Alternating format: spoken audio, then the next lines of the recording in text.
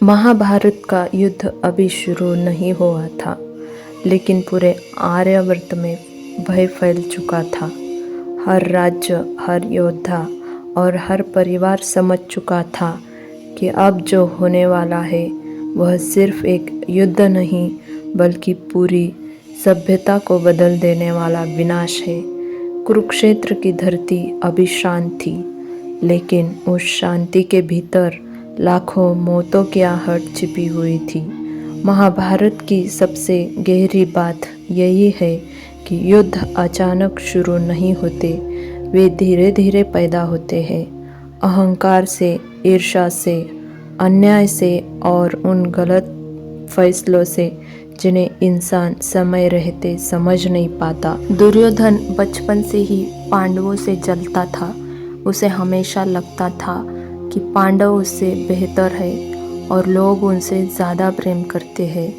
यही ईर्ष्या धीरे धीरे उसके भीतर जहर बन गई। शकुनी ने उसी जहर को और बढ़ाया। उसने दुर्योधन के मन में बदले की आग भरी, क्योंकि वह जानता था कि अगर कौरव और पांडव आपस में लड़ेंगे तो पूरा कुरुवंश खत्म हो जाएगा। महाभारत हमें यह सिखाता है कि गलत सलाह देने वाला इंसान कई बार खुले दुश्मन से भी ज़्यादा खतरनाक होता है। उधर पांडवों ने हमेशा शांति चाही। उन्होंने सिर्फ अपना अधिकार मांगा, लेकिन दुर्योधन का अहंकार इतना बढ़ चुका था कि उसने शांति का हर प्रस्ताव ठुकरा दिया। जब श्री कृष्ण स्वयं शांति प्रस्ताव लेकर हस्तिनापुर पहुँचे, तब भी दुर्योधन नहीं माना। कृष्ण ने कहा कि पांडवों को सिर्फ 5 गांव दे दो, लेकिन दुर्योधन हंस पड़ा और बोला कि वह सुई की नोक जितनी जमीन भी नहीं देगा। उसी क्षण युद्ध निश्चित हो गया। यही महाभारत का सबसे बड़ा सत्य है। जब इंसान का अहंकार उसकी बुद्धि पर कब्जा कर ले जाता है, तब विनाश निश्चित हो जाता है। अब दोनों पक्ष युद्ध की तैयारी करने लगे। पूरे आर्यावर्त में संदेश भेजे जाने लगे, राजाओं को बुलाया जाने लगा और सेनाएं इकट्ठी होने लगी। हर राज्य को फैसला करना था कि वह धर्म के साथ खड़ा होगा या शक्ति के साथ। कुछ लोग जानते थे कि धर्म पांडवों के साथ है, फिर भी वे कौरवों के साथ गए, क्योंकि उन्हें सत्ता चाहिए थी। महाभारत यहाँ इंसानी स्वभाव का सबसे बड़ा सच दिखाता है। कई लोग सही और गलत जानते हुए भी फायदे वाले पक्ष को चुनते हैं। दुर्योधन अब पूरी ताकत इकट्ठा कर रहा था। उसने विशाल सेना तैयार कर ली थी।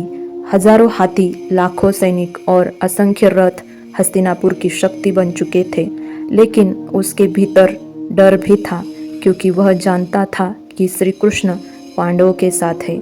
इसी कारण वह स्वयं द्वारका पहुंचा कृष्ण से सहायता मांगने। उसी समय अर्जुन भी वहां पहुंचे। यह दृश्य महाभारत के सबसे महत्वपूर्ण दृश्यों में से एक माना जाता है, क्योंकि यही दो अलग सोच सामने आती है। दुर्योधन शक्ति चाहता था और अर्जुन सत्य। जब दोनों कृष्ण के सामने पहुंचे, तब कृष्ण विश्राम कर रहे थे। दुर्योधन जाकर उनके सिर के पास बैठ गया, क्योंकि उसे लगता था कि वह राजा है और उसे ऊंचा स्थान मिलना चाहिए। लेकिन अर्जुन विनम्रता से कृष्ण के चरणों के पास खड़े हो गए। जब कृष्ण की आंखें खुली, उन्होंने सबसे पहले अर्जुन को देखा। दुर्योधन तुरंत बोला कि वह पहले आया था, लेकिन कृष्ण मुस्कुराए, क्योंकि वे समझ चुके थे कि यह सिर्फ सहायता मांगने की बात नहीं, बल्कि दो मानसिकताओं का अंतर है। फिर कृष्ण ने कहा कि एक तरफ उनकी विशाल नारायणी सेना है और दूसरी तरफ वे स्वयं है, लेकिन वे युद्ध में शस्त्र नहीं उठाएंगे। दुर्योधन मन ही मन खुश हो गया। उसे लगा अर्जुन सेना चुनेगा और कृष्ण उसके पास आ जाएंगे। लेकिन अर्जुन ने कहा कि उन्हें सिर्फ कृष्ण चाहिए। यह सुनते ही दुर्योधन के चेहरे पर मुस्कान आ गई, क्योंकि उसे लगा उसने सबसे बड़ी जीत हासिल कर ली। लेकिन यही महाभारत की सबसे गहरी सीख है। मूर्ख इंसान सिर्फ संख्या देखता है, जबकि बुद्धिमान इंसान सही मार्गदर्शन देखता है। अर्जुन जानता था कि बिना कृष्ण के कोई भी युद्ध नहीं जीता जा सकता, क्योंकि कृष्ण सिर्फ योद्धा नहीं थे, वे ज्ञान, चेतना और धर्म थे। उधर कर्ण भी युद्ध की तैयारी कर रहा था, लेकिन उसके भीतर सबसे बड़ा तूफान चल रहा था। अब वह जान चुका था कि वह कुंती का पुत्र है और पांडव उसका परिवार है। फिर भी उसने दुर्योधन का साथ नहीं छोड़ा, क्योंकि इंसान वहाँ सबसे ज़्यादा बन जाता है जहाँ उसे सम्मान मिलता है। कर्ण के लिए दुर्योधन सिर्फ मित्र नहीं था, वह उसका आत्मसम्मान था। यही कारण है कि सच जानने के बाद भी वह अधर्म के पक्ष में खड़ा रहा।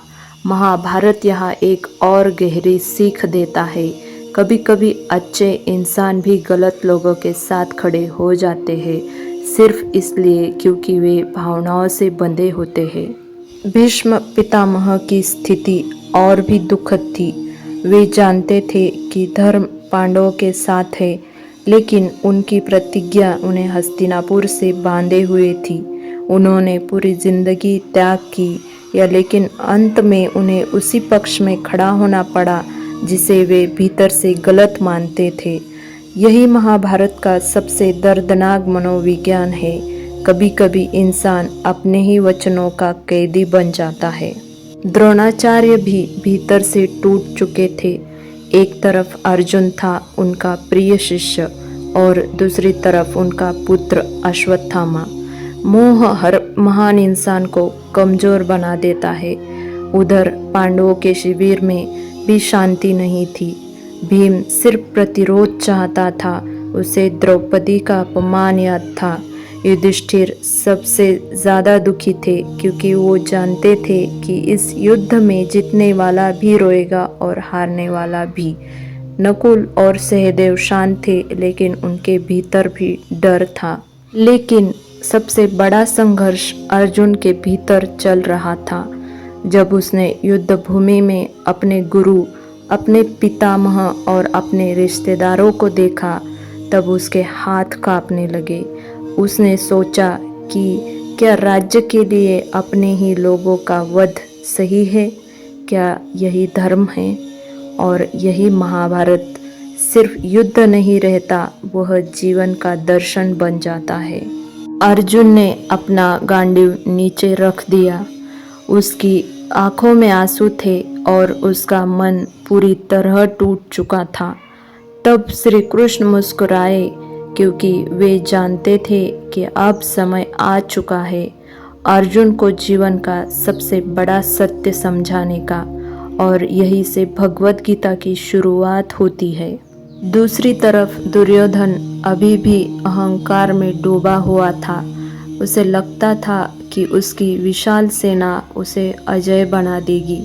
महाभारत हमें यहाँ एक अंतिम सीख देता है, जब इंसान शक्ति के घमंड में अंधा हो जाता है, तब उसका पतन शुरू हो चुका होता है। धीरे धीरे दोनों सेनाएं कुरुक्षेत्र पहुंचने लगी। धरती कांप रही थी, हवा भारी हो चुकी थी। आकाश मानो आने वाले विनाश को देख रहा था।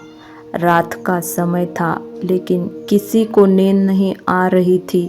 हर योद्धा जानता था कि शायद अगली सुबह उसकी जिंदगी की आखिरी सुबह हो। कई माएँ रो रही थी, कई पत्नियां प्रार्थना कर रही थी, और कई बच्चे अपने पिता को आखिरी बार देख रहे थे।